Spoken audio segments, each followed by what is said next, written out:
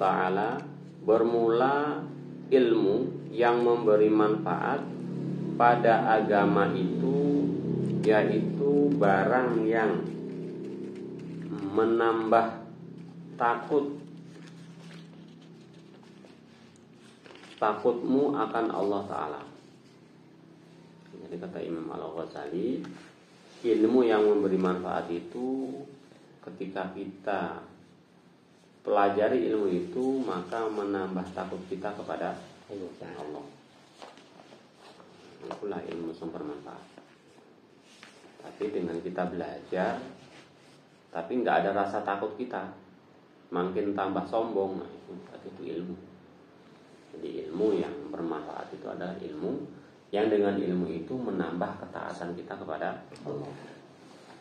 Dan yang menambah pula pada penglihatan mata hatimu dengan ibadah kepada Tuhanmu Azza wa Jalla. Jadi dengan ilmu yang kita pelajari ini, mata hati kita ini lebih istilahnya pandangan kita ini lebih jauh gitu. Enggak hanya sekedar sholat 4 rakaat, 2 rakaat, sholat subuh, sholat asar. Cuman dengan ilmu yang sudah kita ketahui, maka penglihatan mata hati kita itu dengan ibadah kepada Tuhan ini lebih tajam istilahnya kalau bahasa kita ini. Dan mengurangkan ia akan gemarmu kepada dunia. Dan mengurangi, maksudnya gemar kepada dunia ini bukan berarti terus kita nggak cari dunia. Ya maksudnya kita cari, tapi dengan cari dunia ini juga ya selalu ingat kepada Allah. Jadi ketika nanti ada hal-hal yang dilarang ataupun hal-hal yang tidak semestinya itu dilakukan karena hal-hal itu haram misalnya, jadi dengan ilmu itu kita bisa mencegah ketika berusaha itu dari hal-hal yang diharamkan Allah. Menambah gemarmu kepada akhirat, berarti dan mengurangkan akan gemarmu kepada dunia dan menambah gemarmu kepada akhirat.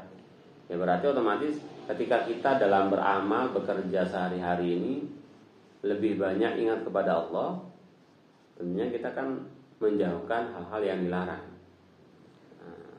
dan melakukan hal-hal yang diperintah. Tentunya hal yang diperintah ini kan hal yang baik-baik.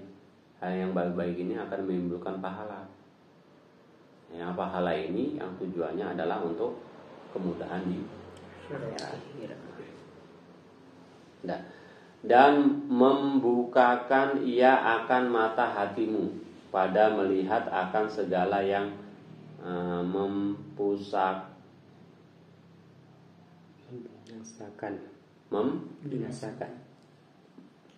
membinasakan ya. Akan segala ilmu. Yang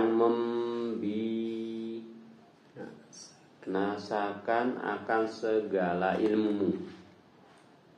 Maksudnya dengan ilmu itu juga bisa membukakan akan mata hati pada melihat akan segala yang membinasakan akan segala ilmu. Maksud membinasakan ini, ketika orang, kalau kita sudah mengetahui suatu hukum, mengetahui suatu ilmu, ya dengan ilmu itu tentunya bisa mendorong kita untuk melakukan hal-hal yang diperintah dan mencegah daripada hal-hal yang dilarang. Dan ketika hal yang dilarang itu tetap kita lakukan, maka ini akan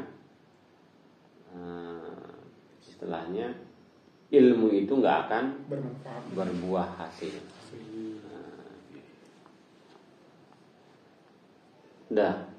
Hingga engkau peliharakan akan dia dan melihatkan ia akan dikau atas tipu setan dan perdayanya. Nah, maksudnya ketika kita sudah paham dengan ilmunya Allah, maka ketika kita melakukan hal-hal yang dimurkai, berarti ketika mengenai seseorang ataupun bahkan mengenai kita, berarti kita sadar ini tipu daya setan. Bermula ilmu yang disebutkan Imam Al-Ghazali di dalam Bidayatul Hidayah itu, yaitu ilmu yang memberi manfaat. Jadi yang dimaksud dengan oleh Imam Al-Ghazali di dalam kitab ini, yaitu ilmu yang memberi manfaat seperti yang hamba terjemahkan ilmunya itu di dalam kitab ini. Dan demikian lagi tersebut ilmu yang memberi manfaat itu di dalam Ihya Ulumuddin. Jadi nanti di sini ada juga ilmu-ilmu yang dimaksud di sini itu adalah yang dimaksud oleh Imam Al-Ghazali. Begitu juga ilmu-ilmu yang tertulis di dalam kitab Ihya Ulumuddin. Dan di dalam kitab Mukhtasar Ihya Ulumuddin, ringkasan daripada kitab Ihya Ulumuddin bagi Imam Al-Ghazali. Dan demikian lagi ilmu yang memberi manfaat itu tersebut di dalam Minhajul Abidin dan kitab Arba'in di dalam Usuluddin bagi Imam Al-Ghazali pula. Dan demikian lagi segala ilmu tasawuf seperti kitab tasawuf yang karangan Syekh Abdul Wahab Sya'rani, yaitu yang bernama Madarijul Salikin, dan kitabnya yang bernama Uqudul Muhammadiyah dan Uqudul Masyayikh, dan kitabnya Darrul Jawahir, dan kitabnya Yawaqitul Jawahir. Yawaqit ini kita tak pikir kok. Yawaqitul Jawahir dan lainnya daripada karangannya ilmu tasawuf. Kalangannya ilmu tasawuf itu semuanya ilmu yang memberi manfaat pada agamamu dan akhirat. Dalam kehidupan beragama itu bermanfaat, lebih-lebih besok di akhirat. Dan demikian lagi segala karangan Syekh Ibnu Athaillah, seperti kitab yang bernama Miftahul Falah dan kitabnya yang bernama Tanwir fi Isqatit Tadbir.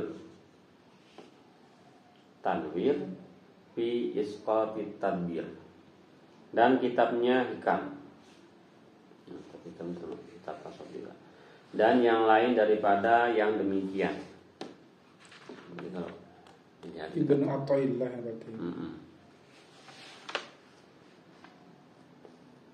Ibni karangan Ibnu Athaillah. Syekh Ibnu Athaillah.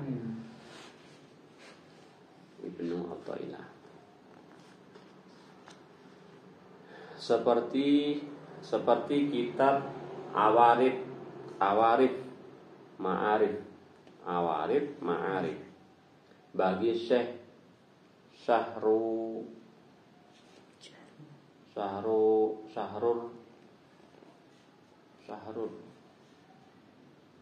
dan seperti risalah Qaisiri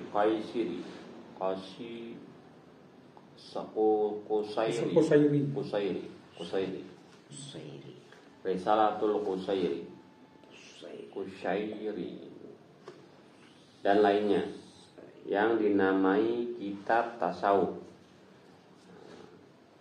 Dan hasil bahwasanya segala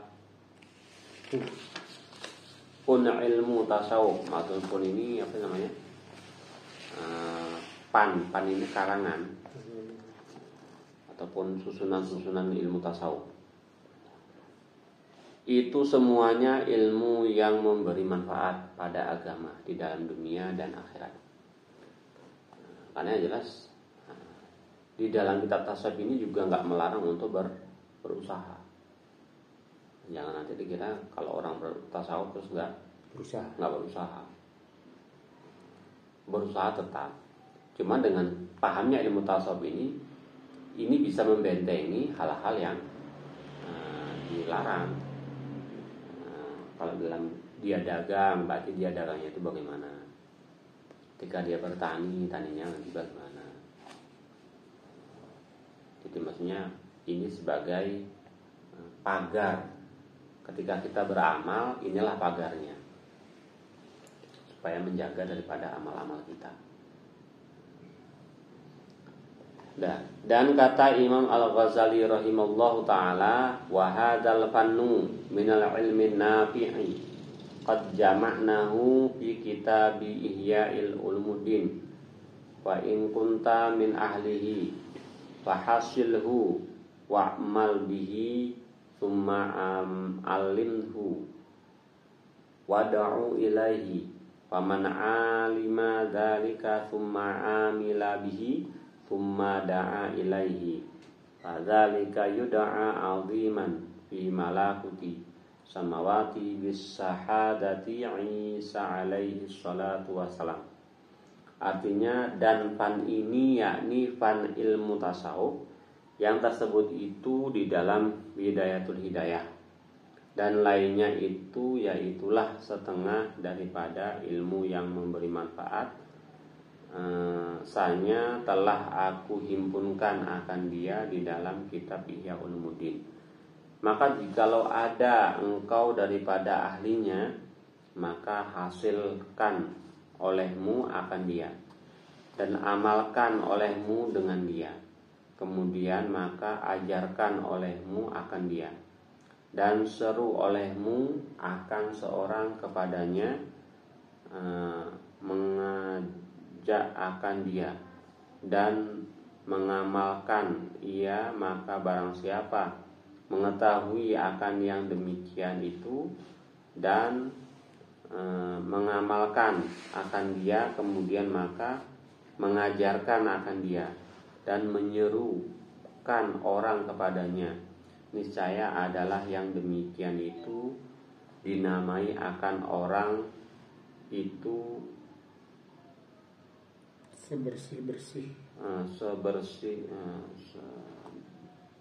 sebesar-besar martabat, sebesar-besar martabat. Dan di mana dimandikan malaikat dimandikan oleh malaikat dalam malakut. Dimandikan oleh malaikat di dalam malakutis sama dengan saksi Nabi Isa alaihi salatu wassalam. Maka apabila selesai engkau daripada menuntut ilmu yang memberi manfaat itu, dan engkau maksudnya ketika orang mau mempelajari ilmu tasawuf ini, maka menurut akan dijadikan ataupun ada malaikat yang bersaksi bahwa kita ini mau mempelajari daripada ilmu ini, yang mana hal yang kita kerjakan ini disaksikan oleh Nabi Isa alaihi salatu wassalam.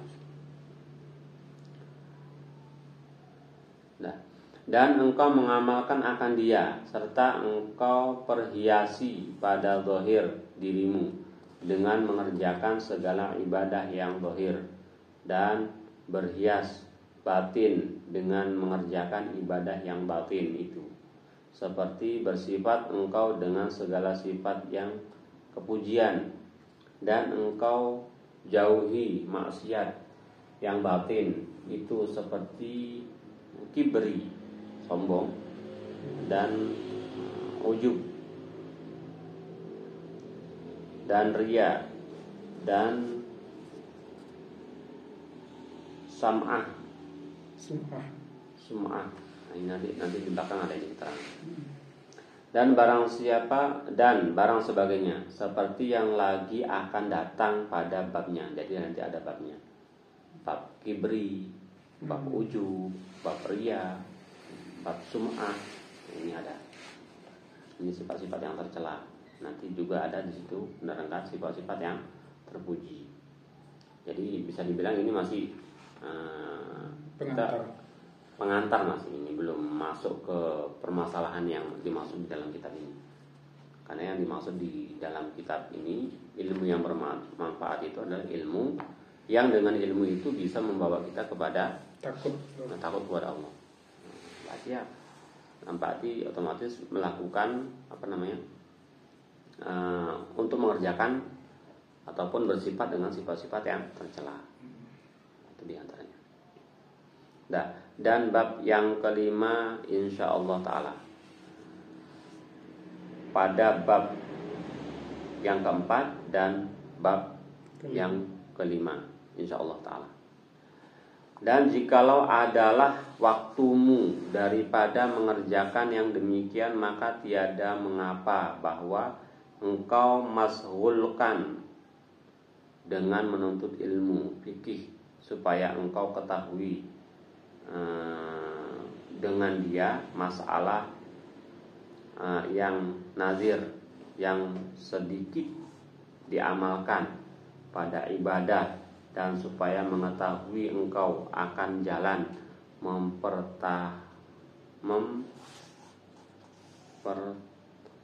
mempertengahi antara manusia yang berniat bantahan pada ketika mereka itu berhadap kepada syahwat mereka itu.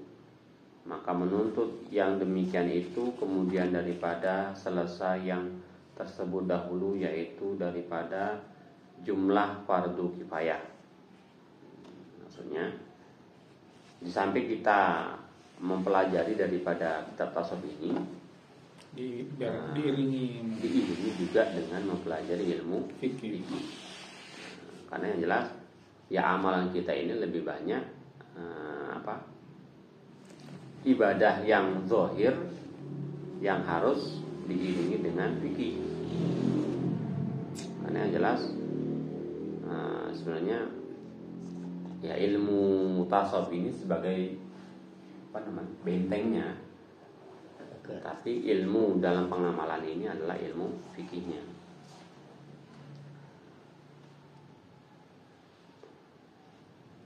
Daripada jumlah fardu kifayah,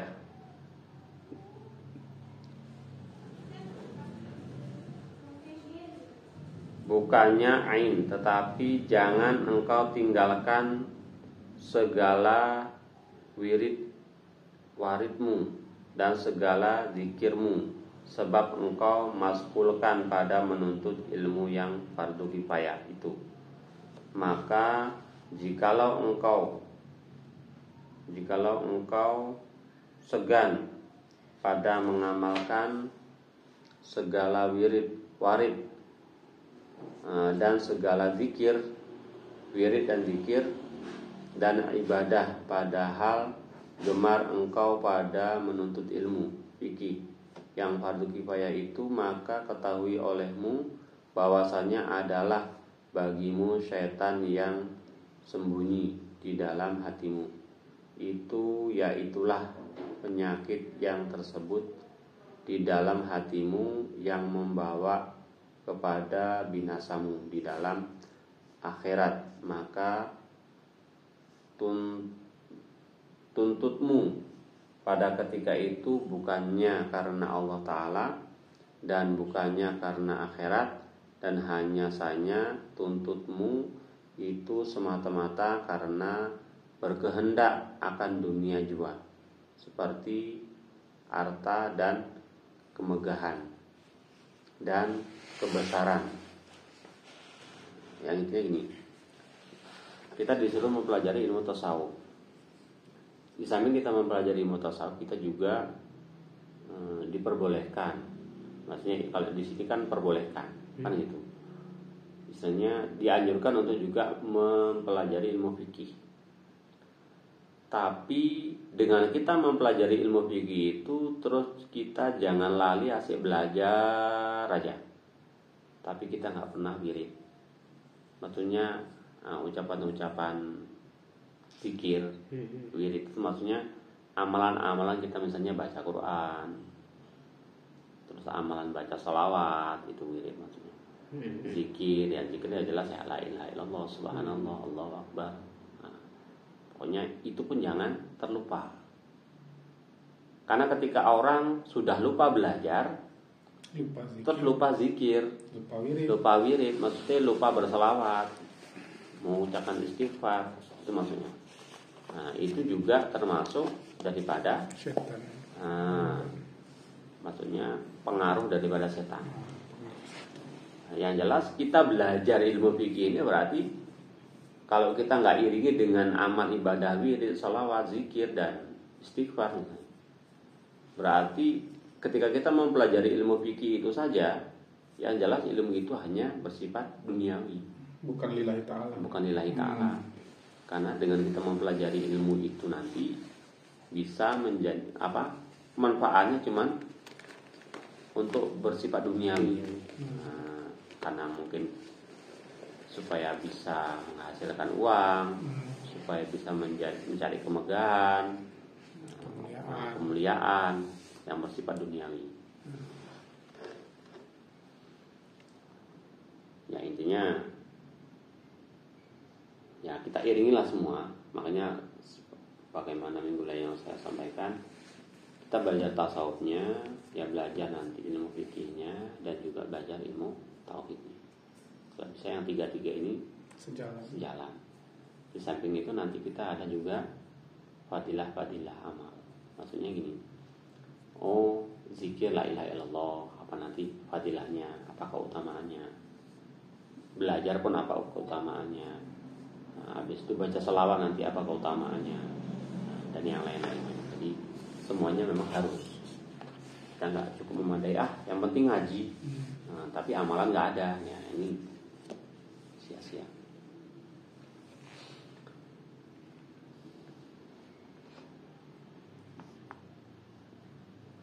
Maka tatkala itu sukalah setan kepadamu, maka jikalau engkau jawab akan dirimu beberapa masa pada mengerjakan segala wirid dan segala zikir dan segala ibadah, maka tiada segan pada mengerjakan yang demikian itu. Tetapi jangan gemar engkau kepada menuntut ilmu yang memberi manfaat itu, dan tiada engkau kehendaki akan menuntutmu itu melainkan karena Allah Ta'ala. Nah, intinya pokoknya ketika kita belajar pun ilmu-ilmu yang lain, maka kita niatkan karena mengharapkan ridhonya Allah Subhanahu Wa Ta'ala. Karena yang jelas setiap ilmu itu ya masing-masing bidang-bidang ilmu itu juga melengkapi daripada atau menyempurnakan daripada amal ibadah kita sendiri. Kalau kita belajar tasawuf aja tapi nanti nggak belajar fikihnya, ya cara ibadah kita nanti nggak sesuai, kan seperti itu. Melainkan karena Allah Ta'ala, maka yang demikian itu terlebih afdol daripada segala ibadah, karena sabda Nabi SAW, talabul ilmi afdalu minallahi minas salati wasyami wal haji wal jihad. Artinya menuntut ilmu yang memberi manfaat itu terlebih afdol kepada Allah daripada sembahyang sunnah dan puasa sunnah dan haji dan haji sunnah dan daripada perang sabilillah. Ini walaupun ada sabda Nabi, yang jelas keutamaan menuntut ilmu itu juga dibandingkan ibadahnya itu ya diutamakan menuntut ilmunya dulu. Orang suka ibadah, rajin ibadah, tapi kalau nggak sesuai dengan ilmunya juga nanti akan merusak ibadahnya.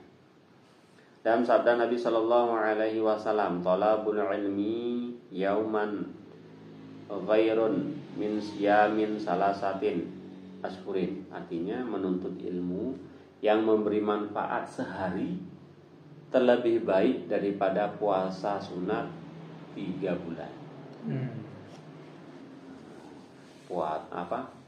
Menuntut ilmu sehari yang bermanfaat itu lebih bagus daripada puasa 3 bulan. 3 bulan. Jadi sehari kita ini bahas ilmu dari dasar sampai selesai sehari misalnya. Itu lebih bagus daripada puasa 3 bulan. Sabda Nabi Shallallahu Alaihi Wasallam, "Talabul ilmi sa'atan ghairum min qiyami lailatin." Artinya menuntut ilmu yang memberi manfaat.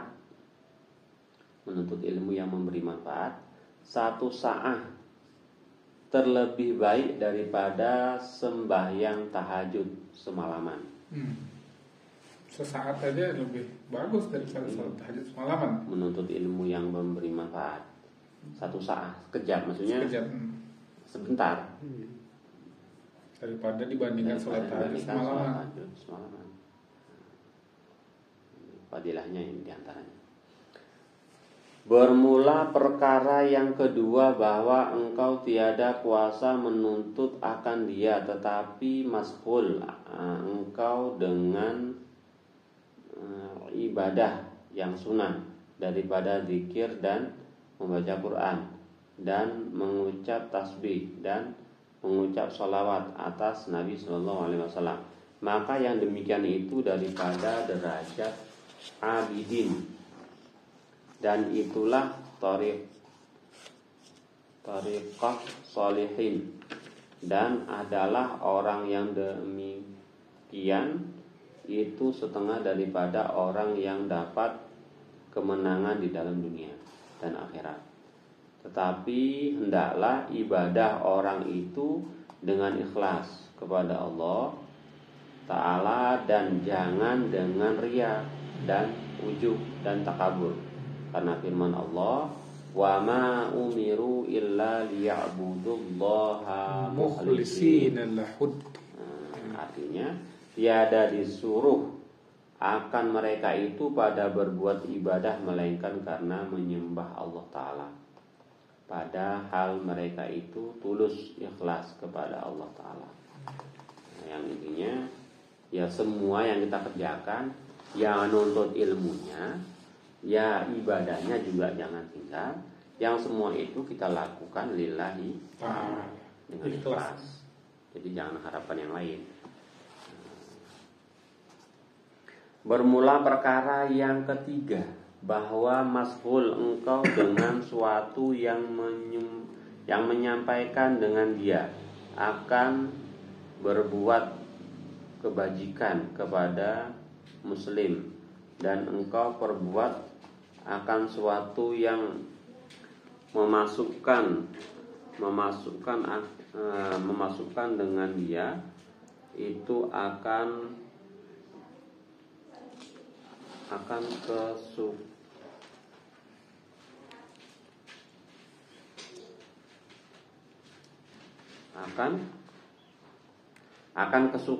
kesukaan ke dalam hati orang mukmin, atau engkau perbuat akan suatu yang memudahkan dengan dia segala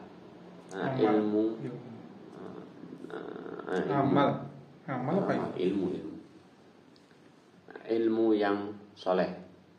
Amal yang soleh, Pak. Amal ya. Benar-benar tulisannya. Oh ya, tempat saya ini lain ini. Tempat saya alami. Ini amin lah. Amin lam. Ini yang betul amal memang. Amal.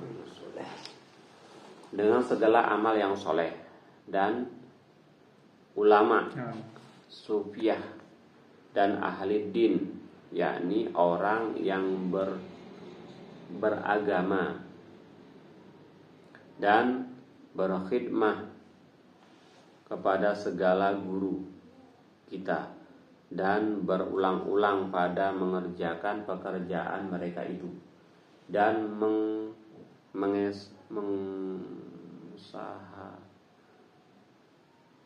mengusahai pada menyampaikan kehendak mereka itu dan memberi makan dan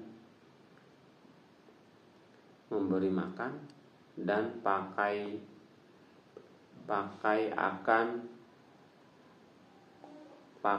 akan fuqara, memberikan makan dan pakaian akan fuqara dan akan orang yang miskin dan berulang-ulang ziarah kepada orang yang sakit dan berulang-ulang berjalan mengantar orang mati ke kubur dan berulang-ulang menolong segala orang yang kesusahan dan sekalian yang demikian itu membilangkan akan dia daripada ibadah lagi menyukakan akan hati orang Islam karena sabda Nabi Shallallahu Alaihi Wasallam, man asbaha yaumal jumu'ati siyaman wa ada maridan wa syahida janazatan wa tasaddaqa bi sadaqatin faqad wajabat lahul jannah. Artinya, barang siapa pada pagi sore Jumat, pada pagi sore Jumat puasa dan ziarah ia akan orang yang sakit dan hadir ia akan jenazah dan memberi ia sedekah dengan satu sedekah, maka sungguhnya wajib baginya surga.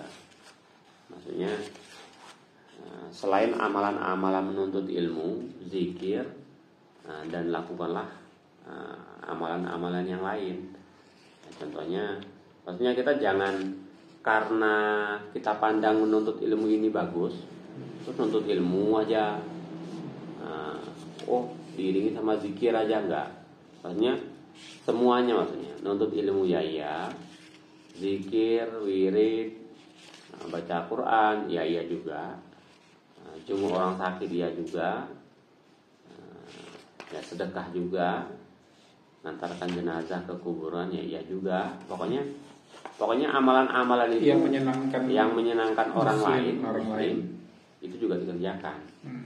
Kalau yang belajar karena ini kalau belajar ini kan cuma untuk pribadi. Untuk pribadi.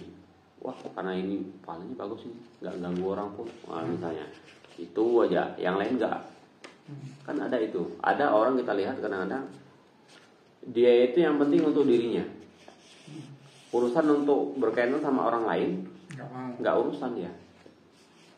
Kalau bisa jangan.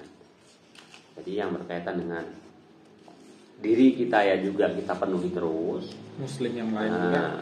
Begitu juga ibadah yang berkaitan dengan muslim yang lain ya kita kerjakan. Ibadah yang kira-kira bisa buat senang muslim yang lain, sesama muslim ya, itu juga dikerjakan. Karena yang jelas kita nggak tahu dari ibadah sekian banyak yang kita lakukan yang berkaitan dengan diri kita sendiri, yang menolong orang lain, yang buat senang orang lain, kita nggak tahu dari ibadah yang mana itu nanti kita dimasukkan ke dalam surga. Yang menjadi sebab kita dimasukkan ke dalam surga itu dari ibadah-ibadah yang mana kita nggak tahu. Makanya semua kita kerjakan. Ya, sebagaimana saya sampaikan minggu yang lalu, pokoknya ketika ada amalan kerjakan walaupun sekali. Ya, syukur-syukur yang bisa dirutinkan atau diwiridkan ya dirutinkan. Wirid ini maksudnya rutin pokoknya entah bacaan surat pendek, entah bacaan sholawat, tapi ini melakukannya rutin gitu loh.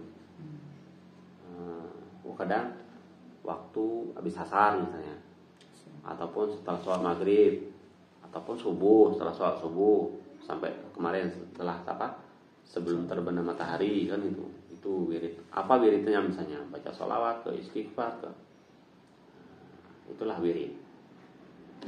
Karena yang menjadi orang-orang zaman dahulu ini istilahnya Mulia. enggak, yang pertama mulia juga. Bisa begitu maksudnya dengan ucapannya bismillah saja bisa jalan di atas air, bisa terbang, atau yang lain-lainnya, bisa menyembuhkan orang yang sakit. Itu tadi Istiqomah. ucapan tadi udah diwiridkan, udah diistiqomahkan. Itu enggak, oh pokoknya sehari itu 1000 kali dia ucapkan. Jadi hal-hal yang mungkin kita anggap sepele, sebenarnya itu kalau kita wiridkan pun itu ya bisa mandi ya kalau bahasa kita ini. Makanya kan kadang kita lihat orang cuma baca Bismillahirrahmanirrahim, ditiupkan di air, suruh minum, sembuh.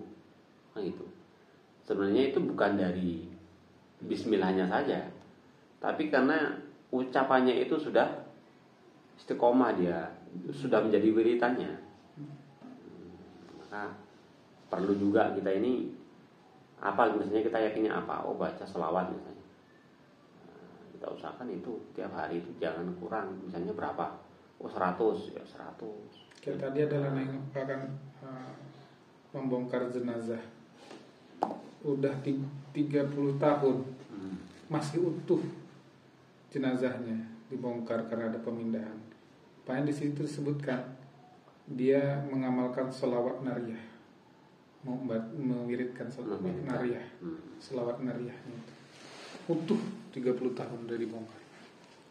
Ya, bisa jadi.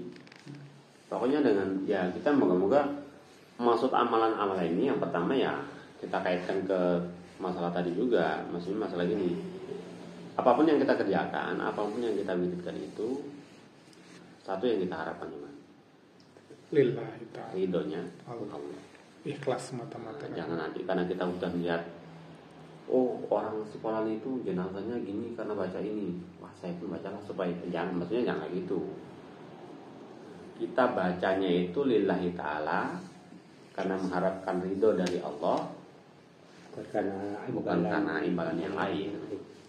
Ikhlasnya itulah Bukan ya. menggugurkan amal sendiri ya, menggugurkan amal itu sendiri rupanya kalau Ya. tanpa ada lillahi ta'ala Tanpa ada lillahi ta'ala berarti ya itu tadi sia-sia. ya sesuai lah dengan hadis Nabi, innamal a'malu binniyat wa innamal likulli imri'in ma nawa.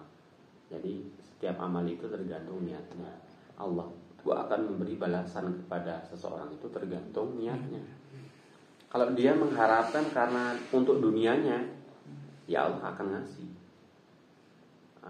Misalnya, aku kepingin koyo misalnya, ya akan dikasih. Ya pemberian itu walaupun mungkin kadarnya itu ya tidak seperti yang kita bayangkan, tapi ya dia dikasih. Itu di dunia, tapi di akhirnya tidak dapat. Tapi kalau kita mengharapkan ridhonya Allah, ya kalau Allah sudah ridho, nanti kita sudah berusaha, kita sudah melakukan perintahnya, ya tentunya kebutuhan kita itu akan diberikan dari tempat ataupun dari jalan yang kita tidak sangka kan itu. Udah. Bermula perkara yang keempat, bahwa tiada kuasa engkau atas yang demikian itu, tetapi masghul engkau dengan hajatmu, karena berusaha atas belanja dirimu atau belanja anakmu, istrimu, padahal sejahtera segala muslim daripada kejahatanmu. Ini maksudnya gini, tadi kan ada tingkat-tingkatan bahwa dalam, kalau bisa kita ini adalah mengamalkan ilmu tasawuf kan itu. Dan kita nggak boleh berhenti ke ilmu tasawuf saja, kita juga harus mempelajari ilmu yang lain. Setelah kita mempelajari ilmu yang lain, juga kita disarankan juga ya jangan cuma nuntut ilmu saja, ya sambil ada wirid, ada zikir. ada baca Quran. Setelah itu pun kalau bisa kita juga tetap memberikan beramal soleh. Ya, setelah beramal soleh juga, kita juga diusahakan kalau kita masih misalnya dalam beramal itu masih masghul, maksudnya mencampurinya dengan sifat-sifat dunia, misalnya memenuhi hajat kita. Apa hajat kita? Ya memenuhi kebutuhan, cari nafkah hidup, buat diri kita, buat anak kita, buat istri kita. Maka semua itu tujuan ini ya semoga bisa terjaga, terhindar daripada kejahatan kita untuk melakukan hal-hal yang dilarang. Jadi kabeh iki kita lakoni, sing intine pokoknya sing kita kerjakan, yang kita perbuat itu jangan sampai hal-hal yang dilarang oleh Allah. Tapi semua yang kita kerjakan walaupun kita masih berusaha untuk mencari nafkah, kebutuhan, hajat kita di dunia, ya harapan kita juga jangan sampai terjerumus kepada hal-hal yang dimurkai oleh Allah atau dilarang oleh Allah. Dan sejahteramu dan sejahtera mereka itu daripada lidahmu. Jadi jangan sampai sebab kita orang jadi berbuat dosa dengan lidahnya dan tanganmu, dan sejahtera daripada agamamu, karena engkau tiada berbuat maksiat. Jadi walaupun kita pokoknya semua kita kerjakan. Makanya termasuk hal yang salah ketika kita bilang saya sudah tidak butuh dunia. Sedangkan di sini aja tetap diperintahkan kita untuk, walaupun kita masih masghul ini maksudnya masih mencampurinya. Tadi sudah nuntut ilmu tasawuf, kita sudah cari ilmu fikih. Habis itu kita iringi dengan wirid dan zikir. Kita iringi dengan amal soleh, jenguk saudara, ziarah kubur, ataupun apa namanya tadi, sedekah, mendidik orang yang lagi sakit, kan itu. Walaupun seperti itu, ya diusahakan. Kalaupun kita masih berusaha untuk mencari kebutuhan dunia, kalau bisa dengan usaha-usaha kita itu juga bisa menjaga lidah kita, tangan kita. Tujuannya supaya agama kita sejahtera.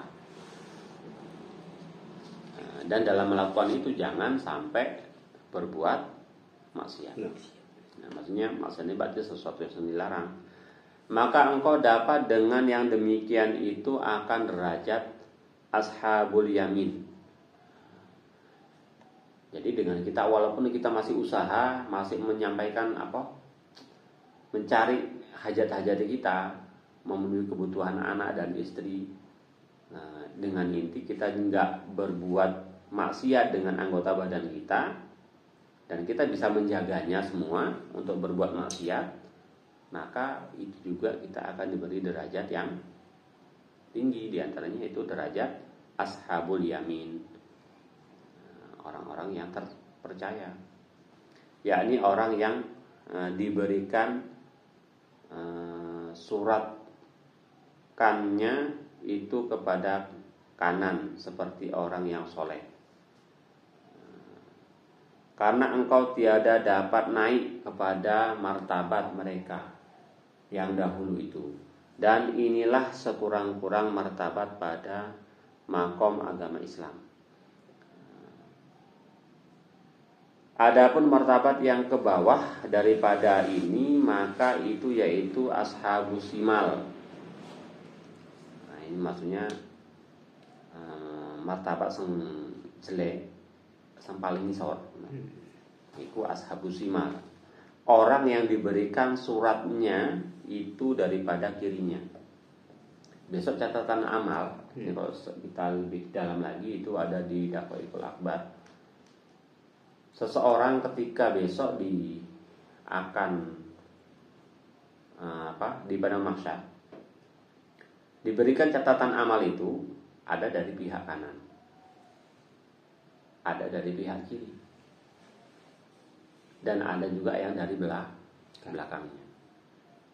Jadi yang paling bagus dikasihkan dengan tangan kanan dari pihak kanan, catatan amal di dunia. Berarti isinya kalau dari pihak kanan ini berarti kebaikan-kebaikan. Nah, tapi sebelah kiri ini udah bercampur-campur. Ini kalau dari yang belakang ini berarti amalan-amalan yang lebih banyak kemaksiatannya.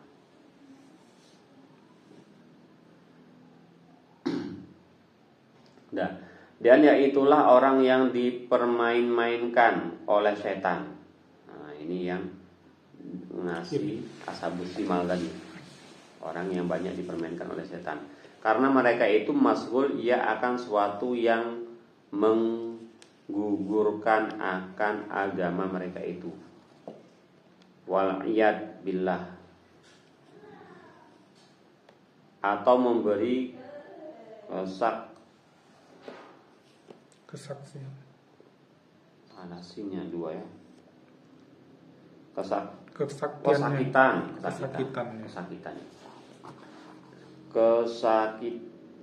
Kesakitan dan kejahatan kepada hamba Allah yang muslim. Maka inilah martabat yang membawa kepada kebinasaan di dalam dunia. Kebinasaan di dalam dunia dan akhirat. Dan seyogianya engkau jauh akan martabat yang akhir ini. Ini kalau bisa martabat yang terakhir ini. Apa martabat yang terakhir? Ashabul simal apa? Ashabus simal. Yaitu orang yang mashghul ataupun memperbanyak, yaitu menyakiti muslim yang lain.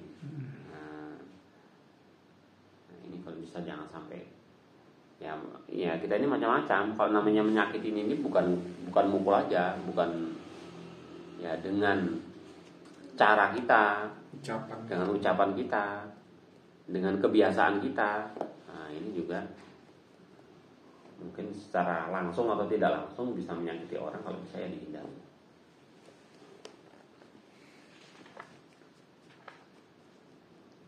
Nah, ketahui olehmu hai Talib bahwa segala hamba Allah itu pada hak agamanya 3 perkara. Segala hamba Allah itu pada hak agamanya 3 perkara. Pertama, salim, yakni sejahtera daripada siksa, yaitu seorang yang sampaikan atas berbuat segala yang difardukan atasnya dan meninggalkan ia akan segala maksiat. Salim, sebenarnya sejahtera. Jadi tingkatnya yang pertama itu orang yang selamat atau sejahtera. Jadi untuk menjadi tingkatan ataupun salim, ini berarti orang itu menjalankan ibadah perintah Allah, menjauhkan maksiat atau larangan Allah Subhanahu wa taala. Itu yang pertama. Yang kedua,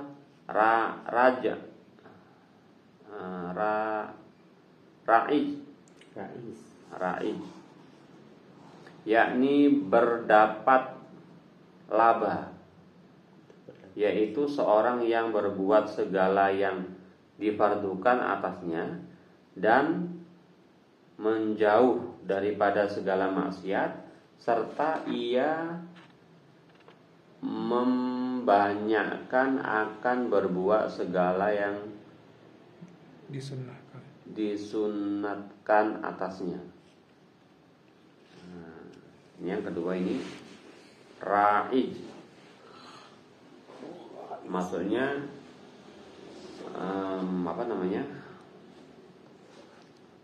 Hamba yang kedua ini hamba yang dikatakan ra'ij, yang diwajibkan dikerjakan semua. Tapi di samping yang wajib itu dia menyelipi hal-hal yang disunahkan.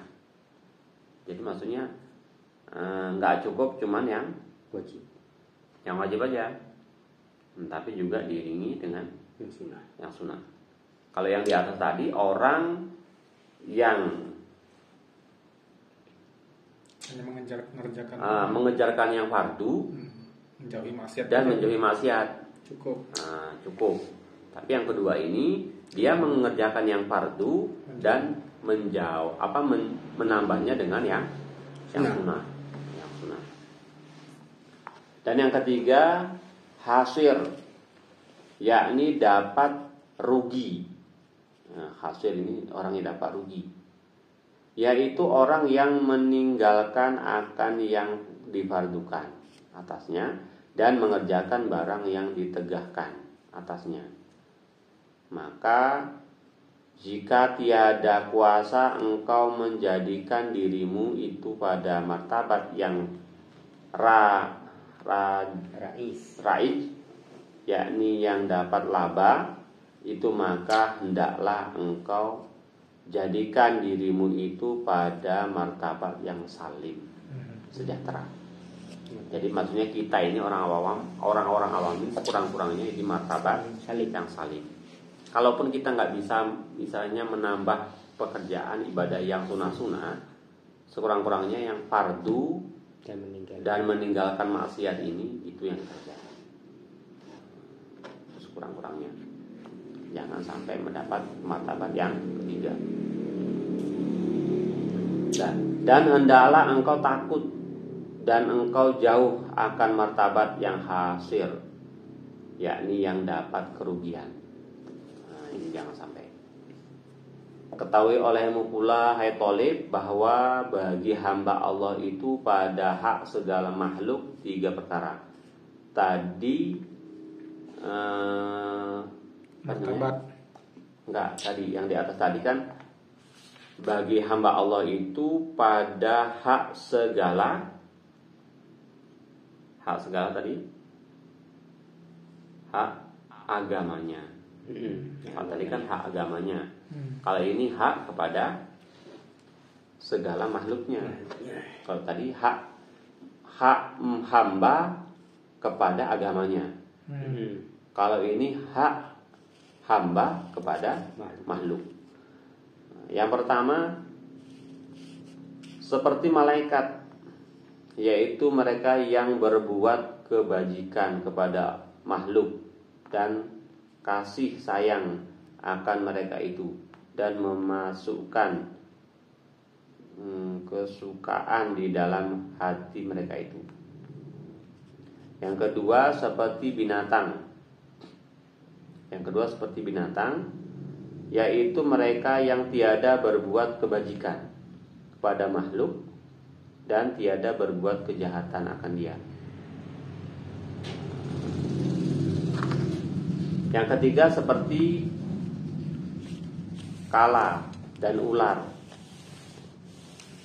dan segala binatang yang buas, yaitu mereka yang berbuat kejahatan akan makhluk dan tiada diharap akan kebajikannya kepada makhluk.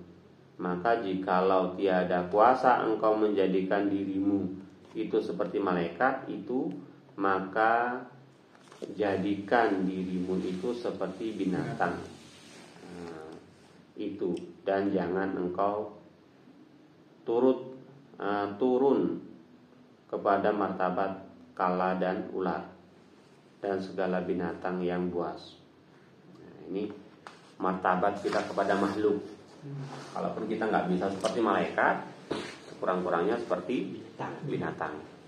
Kenapa? Karena kalau binatang, mereka tiada berbuat kebajikan kepada makhluk dan tiada berbuat kejahatan kepada dia.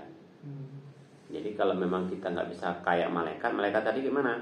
Malaikat yaitu berbuat kebajikan kepada makhluk dan kasih sayang mereka itu, dan memasukkan segala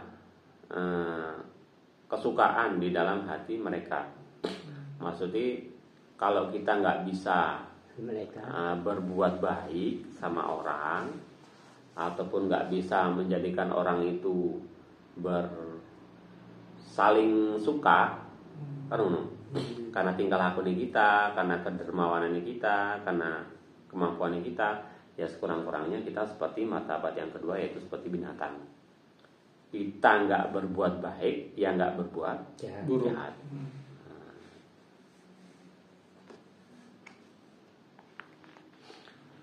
Nah, sekali lagi, syahdan.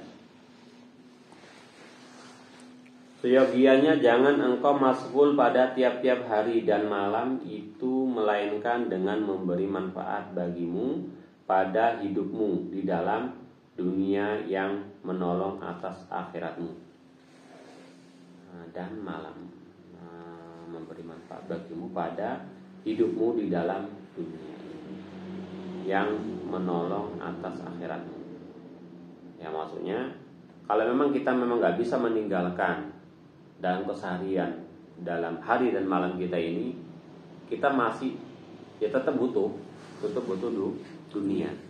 Ya kalau bisa, walaupun kita masih ngejar-ngejar dunia, tapi kalau bisa dunia itu juga bisa membawa atau menolong untuk menuju akhirat. Ya, berarti kalaupun nanti kita diberi rezeki, ya dengan rezeki itu kita bisa nolong orang, bisa bersedekah, bisa membuat tempat-tempat ibadah, tempat-tempat pendidikan. Pokoknya dengan dunia itu bisa menolong untuk memperoleh akhirat. Maka jikalau tiada kuasa engkau mendirikan akan agamamu pada berbuat ibadah serta bercampur dengan manusia, maka hendaklah engkau jauh akan segala manusia itu seperti engkau jauh berbuat sendirimu. Niscaya kuasa mendirikan agamamu pada berbuat ibadah. Maka jikalau tiada kuasa akan yang demikian itu, maka hendaklah engkau tidur. Intinya, kalau kita bisa berbuat baik untuk agama, kerjakan. Kalau tidak, karena kita nggak punya kemampuan, karena tidak punya keahlian, dan kalaupun kita berbuat ini makin tambah merusak agama, mending tidur. Maksudnya tidur ini kita nggak usah diam, nggak usah ikut ngusilin orang gitu maksudnya. Maksud tidur itu bukan tidur terus. Nah, maksudnya kita nggak usah ikut campur kalau memang kita nggak punya kemampuan, itu maksudnya. Jangan nanti dengan kita ikut-ikutan bukan makin tambah bagus tapi makin tambah merusak. Nah, ini kalau bisa jangan.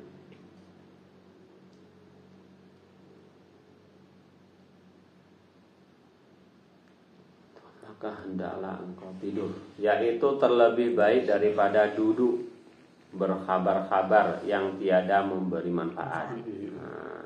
Maksudnya jauh daripada kumpul-kumpul. Bagus tidur di rumah. Bagus di rumah menyendiri.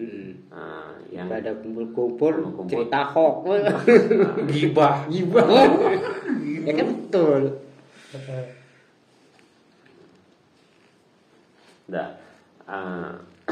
Manfaat akan agama atau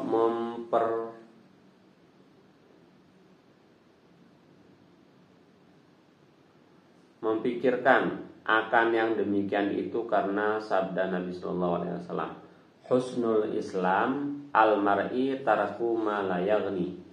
Artinya sebaik-baik Islam manusia itu meninggalkan sesuatu yang tiada memberi manfaat akan agama.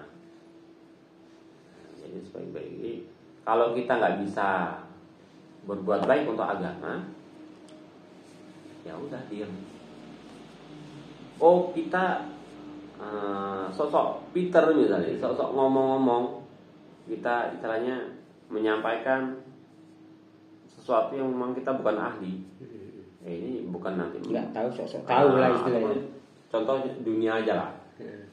Oh ini kalau buat rumah ini yang singkat, ini yang nggak makan biaya, ini anunya yang kecil aja, besinya yang kecil. Kasihnya jarang-jarang aja. Batu batanya pun kalau buat nggak usah terlalu banyak semennya. Biar irit. Biar irit. Biayanya pun nggak mahal. Gasmu.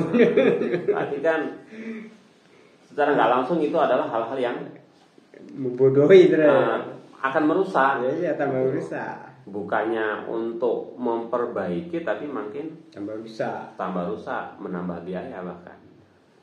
Jadi sesuatu yang kita nggak mampu.